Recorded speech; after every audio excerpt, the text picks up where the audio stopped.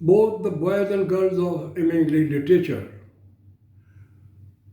Today, before I start my essay, before I start my lecture, I would like to communicate two things. There are two advantages of my stay at home. First, that I'm away from the cruel and acrimonious clutches of coronavirus. And it must be remembered that corona has not ended. It must be our first and foremost duty that we must be very careful, watchful about coronavirus.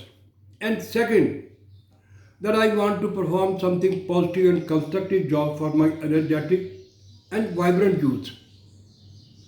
So there are two advantages of my stay at home. Now let us analyze M. English literature. I would like to discuss M. English literature. The classical paper. Is that clear? Uh, in the classical paper, there are few writers, uh, particularly Pope, Alexander Pope, John Donne, and on top of that, Geoffrey Chaucer. I have analyzed the past paper. I have analyzed the past paper of MA English literature, and I have come to the conclusion that Geoffrey Chaucer plays a significant role in MA English literature. So I would like to discuss Geoffrey Chaucer as a father of English literature. If we try to analyze the past paper, this question has been repeated. And on top of this question, if you prepare this question, then definitely you can grip all the that of the paper, all the question of that of the Geoffrey Chaucer. So today I would like to discuss Geoffrey Chaucer. In this context, it's quite clear that Geoffrey Chaucer lived at a time when the seed of Renaissance was germinating in Italy. You know, the Renaissance started in England, no, in Italy, and afterward it tried to spread all over the world, particularly in England. So, revival of learning. In other words, we can call it revival of learning or Renaissance. What is the spirit of, out of this thing? The spirit of that thing is that the people were shifting from agrarian to, that of a town. They are they are leaving their agricultural sector and try to move to the town. It is because of the fact that the values are changing and rest of the other things are going to be changed. So and on top of that, in literature there is also a great change. So in this context, first of all, this thing happened in Italy, and that tried to spread all over the world. So now I'm of the opinion that his Italian taste gave him the new outlook. You know, uh, Geoffrey Chaucer tried to adopt, that was a new outlook about literature, and Italian that was a taste gave him new thing. That of this kind of philosophy is and on top of that, in spite of his sympathy for the downtrodden, that of the poverty stricken, in spite of the fact that there is a lot of, that of a love with the downtrodden, that of the poverty stricken, but Geoffrey Chaucer is a is a poet of, cultivated classes, court, and nobility. Again, I'm of the opinion that Geoffrey Chaucer is a poet of nobility, court, and cultivated classes, whom the suffering and pathetic growing of the downtrodden and the poverty-stricken were a matter of utmost indifference. Now, let us analyze this thing. During the time of Geoffrey Chaucer, the society has bifurcated between the two warring groups, have and have not. In this context, I would like to discuss that of this thing, that on the one hand, the aristocracy, the higher official, the high, that rank of the people are living in their ivory tower with an intoxicated luxury. Whereas on the other hand, the downtrodden and the poverty stricken are facing disease, death, hunger, and lot of problems they are trying to face. So these poor people are gripped into the different kind of problems, whereas on the other hand they are the high official, the high that of rank of the people trying to enjoy their life in that of the in English society. So that is a lot of difference. But in this context, it's quite clear Geoffrey Chaucer does not want to communicate these kind of things, because no doubt, no doubt, this is the reality, but this is a bitter reality. And on top of that, Geoffrey Chaucer does not want to discuss about these kind of things.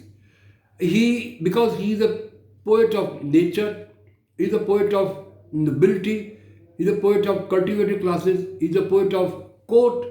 So his main job is directly and indirectly related to that, these kind of things. But one thing is obvious. One thing is obvious. He doesn't try to hate any human being. He does not want to hate the crawling people, the downtrodden, and the poverty stricken, because he is of the opinion that my job is not to hate. I want to create companionship with that of the poor and rest of the other people.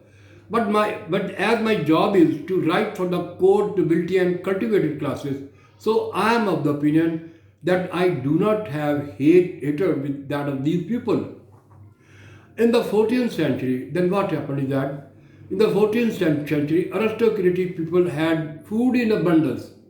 Again, I have been pointed out this thing, and you should try to remember that of this thing, that aristocracy and aristocratic people had food in abundance, but the poor were dying of black deaths and things like that.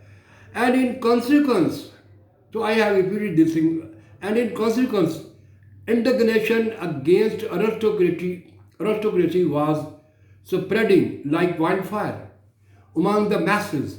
But it tried to communicate one thing, but that is not useful, that is not fruitful, out of the society. The appeals of the poor fell flat on the deaf ears of the nobility.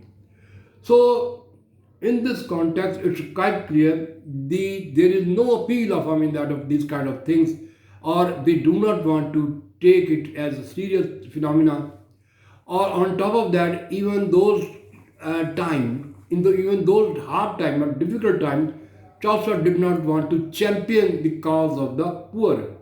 He lulled the courtier by his poetry. The aim of Geoffrey Chaucer is to, for instance, if you try to analyze his Canterbury Tales, if you try to analyze his book, that of the Canterbury Tale, he doesn't want to represent the community of English society. His main job is that what he sees in the real world, he tries to depict. No doubt there are different kind of problems and which people are facing. But he is of the opinion that I'm the poet of court and things like that. So in his Canterbury Tale, if you try to analyze these kind of things, he definitely talk about that of the no doubt aristocracy, but his attitude towards the poor, the downtrodden, and that of the poverty stricken, no doubt he doesn't hate, but he doesn't want to discuss about out of this phenomenon. So this thing is quite clear over here. And one thing is obvious. A Chaucer, in spite of his broad outlook, and again I would like to explain his broad outlook, humanity, and did not touch the burning problem of the 14th century life in the Canterbury Tale. So his main job is not to discuss that of the burning problem in his Canterbury Tale, because his main job is to write for the court, nobility, and cultivated classes. The burning problem of the 14th century, in this context, I would like to communicate what are the burning problem that of the 14th century.